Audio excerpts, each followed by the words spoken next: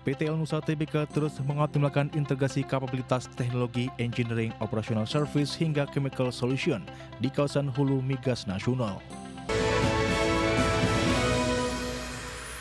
Pemirsa, PT Elnusa Tbk mengintegrasikan kapabilitas teknologi dan chemical solutions untuk mendukung peningkatan produksi minyak dan gas hulu nasional. Langkah strategis ini dilakukan guna menyukseskan agenda pemerintah mencapai target produksi 1 juta barel minyak per hari pada tahun 2030. PT Elnusa Tbk terus mengoptimalkan integrasi kapabilitas teknologi, engineering, operational service hingga chemical solution di kawasan hulu migas nasional. Corporate Secretary Elnusa Rustam Aji menjelaskan bahwa kapabilitas strategis ini dijalankan melalui anak usahanya yakni PT Elnusa Pertovin. Pengembangan integrated chemical service tersebut difokuskan pada penyediaan specialty chemical, drilling fluid hingga teknologi exchange oil recovery atau EOR. Penguatan teknologi ini kian relevan dalam mendukung agenda pemerintah untuk meningkatkan produksi minyak nasional hingga 1 juta barel per hari pada tahun 2030 mendatang. Dalam ekosistem Pertamina Group, Elsa berkolaborasi dengan Pertamina Technology and Innovation dalam pengaplikasian Chemical Exchange Oil Recovery atau COR.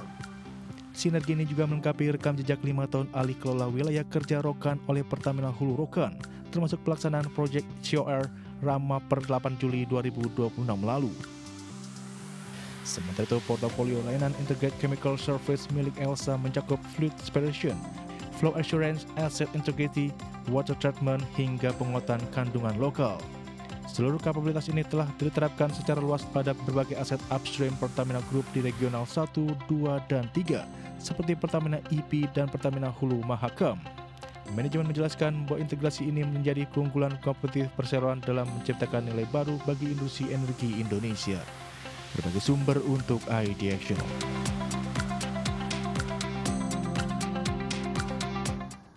Ya pemirsa, PT Telkom Indonesia Tbk memperluas langkah tanggap darurat bencana gempa bumi di wilayah Nusa Tenggara Timur. Ya, melalui anak usahanya Telkomsat dan emiten BUMN berkode Telkom ini menargetkan penyediaan konektivitas berbasis satelit di 17 titik terdampak. PT Telkom Indonesia Tbk terus mempercepat proses penanganan dan pemulihan layanan telekomunikasi digital di Nusa Tenggara Timur. Anak usaha perseroan yakni PT Telkom Satelit Indonesia memfokuskan pengarahan jaringan satelit. Vice President Corporate Secretary Telkomsat Vino Arfiantono mengkonfirmasi bahwa target dukungan konektivitas satelit disiapkan di 17 titik yang tersebar di wilayah Maumere, Ruteng, dan Laratunka. IFB Telkom Regional 3, Rahmat Dwi Hartanto menjelaskan bahwa pemulihan infrastruktur di sejumlah titik masih membutuhkan waktu dan dilakukan secara bertahap. Pemanfaatan kapabilitas satelit Telkomsat menjadi solusi krusial untuk menghadirkan komunikasi yang andal saat jaringan terestrial mengalami keterbatasan. Langkah ini diambil guna menjamin kelancaran koordinasi penanganan bencana di lapangan serta membantu masyarakat memperoleh informasi. Adapun proses pemulihan jaringan serat optik dan BTS di wilayah terdampak gempa NTT hingga saat ini terus menunjukkan kemajuan signifikan.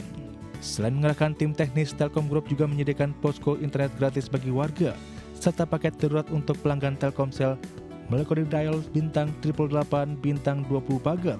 Manajemen menegaskan seluruh upaya tanggap darurat dilakukan dengan tetap mengutamakan keselamatan kerja personel teknis di lapangan. Berbagai sumber untuk Kembali bersama kami di Market Bus pemirsa. PT Avia Avian Tbk membukukan kinerja positif di sepanjang semester 1 2026 dengan meraup laba bersih mencapai 938,42 miliar rupiah. Ya, pertumbuhan emiten cat berkode Avia ini ditopang oleh perluasan jaringan distribusi serta peluncuran inovasi produk baru. PT Avia Avian Tbk mempertahankan momentum pertumbuhan kinerja keuangan yang solid sepanjang 6 bulan pertama tahun 2026. Berdasarkan keterangan resmi perseroan, Avia mencatatkan pertumbuhan penjualan 18,2% menjadi 4,59 triliun rupiah. Laba bersih perseroan ikut melesat 21% menjadi 938,42 miliar rupiah yang mencerminkan ketangguhan bisnis di tengah dinamika kenaikan harga bahan baku. Presiden Direktur Avia Avian Wijono Tanoko menjelaskan bahwa perseroan berhasil menjaga margin laba bersih di level sehat sebesar 20,4%. Meski sempat menaikkan harga jual sebanyak 2 kali sepanjang Januari hingga Juni 2026, langkah tersebut tidak menghambat volume penjualan. Strategi efisiensi operasional dan penguatan pengadaan bahan baku bersama pemasok menjadi kunci utama kestabilan profitabilitas perseroan. Hingga ke Juni 2026, Avia diperkuat oleh 132 pusat distribusi mandiri serta puluhan mitra distribusi yang menjangkau lebih dari 60.000 toko di seluruh Indonesia. Selain ekspansi jaringan, perseroan meluncurkan 9 produk baru sepanjang tahun ini guna memperkuat penetrasi pasar cat dekoratif.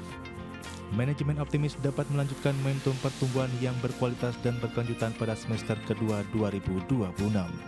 Berbagai sumber untuk ID Action.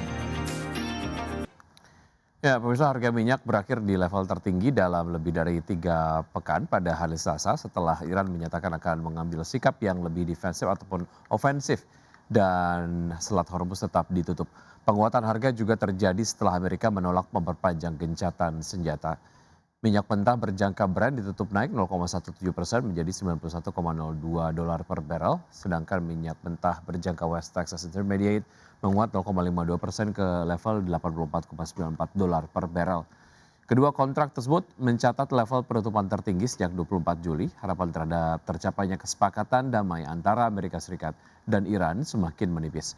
Negosiator utama Iran Muhammad Bakir Kalibaf mengatakan Teheran akan mempertahankan penutupan Selat Hormuz hingga Amerika memenuhi persyaratan dalam kesepakatan sementara yang ditandatangani pada bulan Juli. Trump yang sebelumnya menyebut kesepakatan tersebut telah berakhir mengatakan pada Selasa bahwa pembicaraan antara Amerika Serikat dan Iran tidak sedang berlangsung maupun dijadwalkan. Namun ia menyatakan Selat Hormuz terbuka. Pernyataan tersebut hanya memberikan reaksi terbatas di pasar minyak. Ya, pelaku pasar menantikan sinyal Bank Indonesia mengenai arah kebijakan moneter dalam rapat Dewan Gubernur yang berlangsung pada 18 dan 19 Agustus 2026. Perhatian pasar tidak hanya tertuju pada keputusan Bank Indonesia terkait dengan BI Rate, tetapi juga pada langkah Bank Sentral untuk menjaga stabilitas rupiah. Pelaku pasar keuangan dan dunia usaha menantikan sinyal Bank Indonesia mengenai arah kebijakan moneter dalam rapat Dewan Gubernur yang berlangsung pada 18 dan 19 Agustus 2026. Perhatian pasar kini tidak lagi semata-mata tertuju pada keputusan BI Rate, tetapi juga pada langkah Bank Sentral setelah menjalankan serangkaian kebijakan untuk menjaga stabilitas rupiah dan menarik arus modal asing. Lead Economist Bank Danamon Indonesia Irman Faiz memprediksikan Bank Indonesia akan mempertahankan suku bunga acuan atau BI Rate tetap di level 5,75% pada periode Agustus 2026. Meski demikian, BI Rate berpotensi naik hingga 6,25% sampai akhir 2026. Kepala Ekonom BCA David Sumual juga memprediksikan BI Rate tetap bertahan di level 5,75%.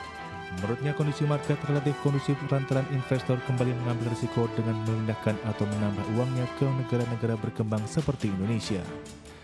Kondisi itu berdampak terhadap yield yang turun dan rupiah yang menunjukkan penguatan.